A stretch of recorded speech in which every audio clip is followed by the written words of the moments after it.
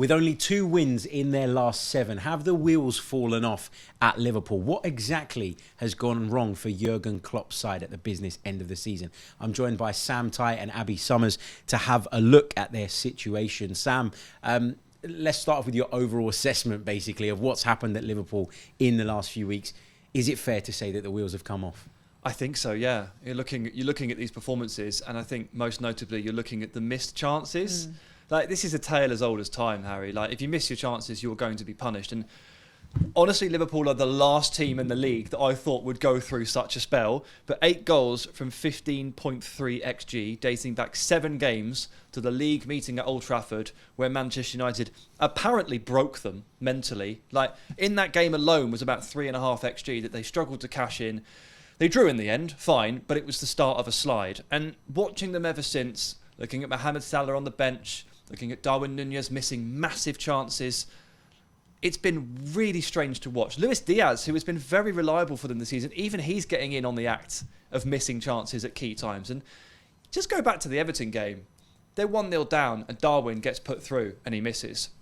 Salah pokes it across the goal line and Ben Godfrey somehow gets round and clears it. It's a miraculous defending. These little moments are all going against Liverpool over the last month and a half or so. It is incredible to watch, really. It's the last thing I expected to see.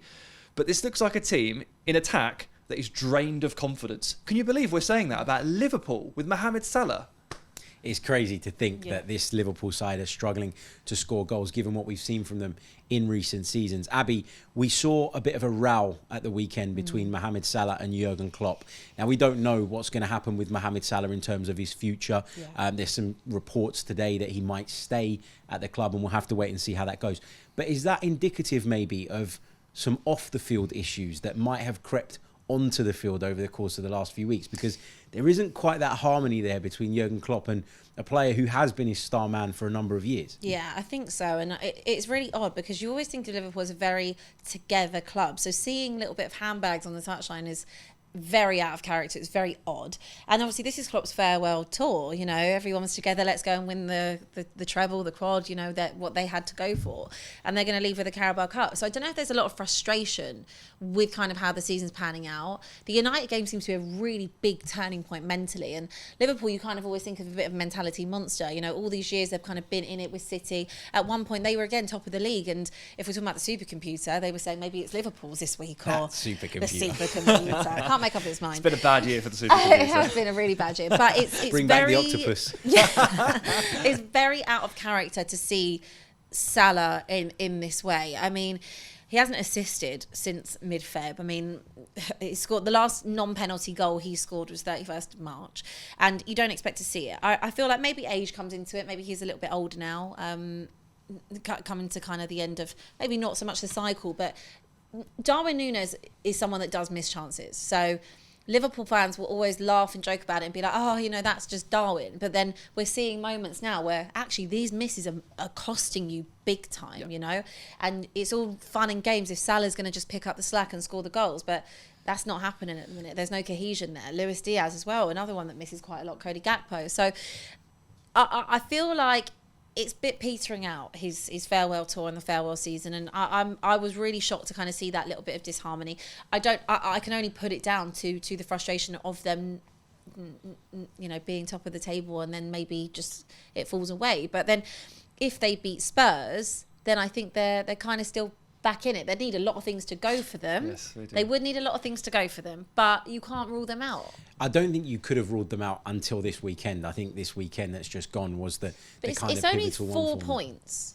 It is only 4 points. It's 4 points. But there's only 3 games left. It's only 3 There's games 4 left. points, Yeah. 3 games left. And obviously, like I said, we'd need something that, you know, Liverpool fans, they are ruling it out, but you can't mathematically rule it out at this stage. If they beat Spurs, you know, that they are back in it. They're only then maybe a point behind. We've heard loads, Sam, about Jurgen Klopp's farewell tour. There were some people at the time that his departure or imminent departure was announced that said, well, this will galvanise Liverpool. This will put Liverpool in a position where they can go on and get the job done. It will give them an extra bit of energy.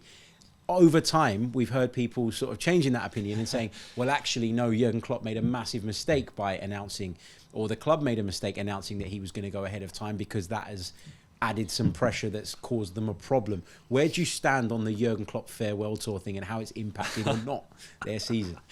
Oh, another situation to be so wary of confirmation bias, isn't it? In this, we don't know the answer as to whether or not it was the correct thing or not.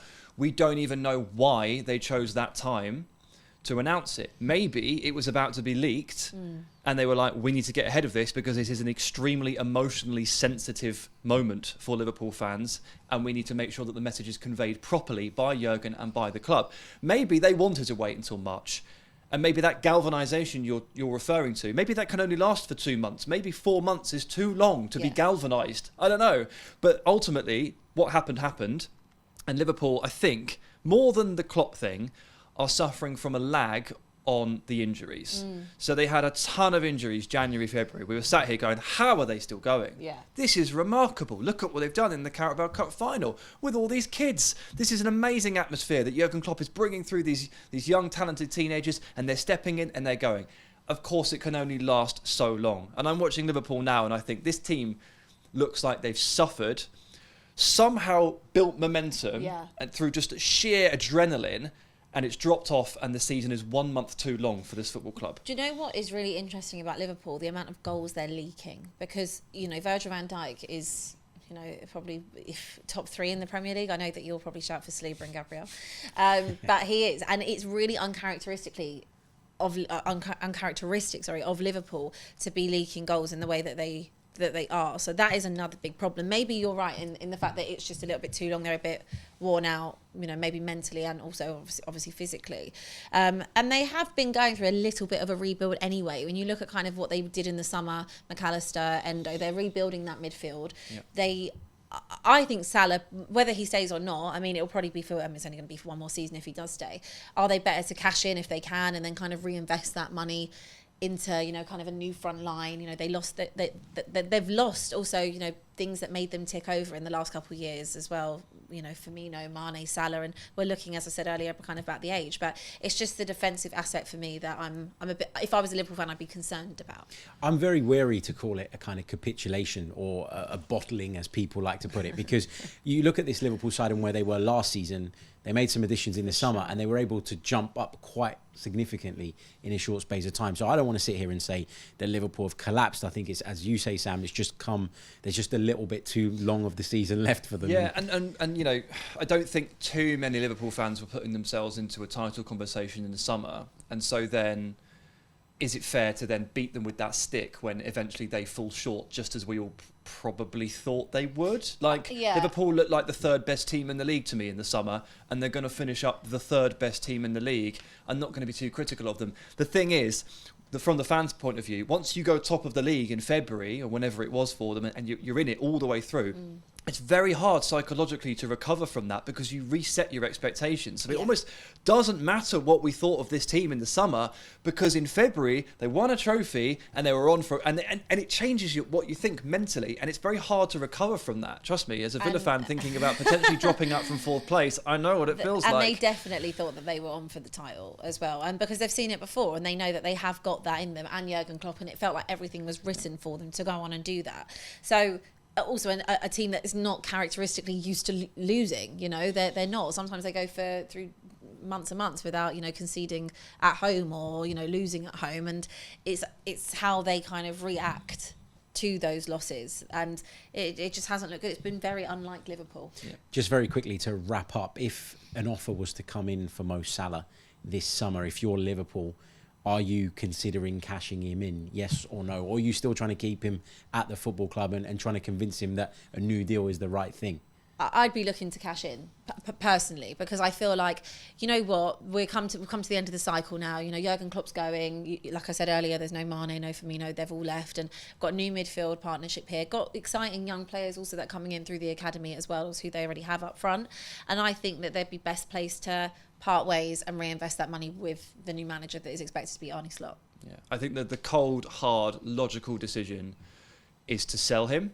And that's what I would do, as much as it might hurt for Liverpool fans. Let us know what you think in the comments section. What exactly has gone wrong at Liverpool Football Club? Get involved down below.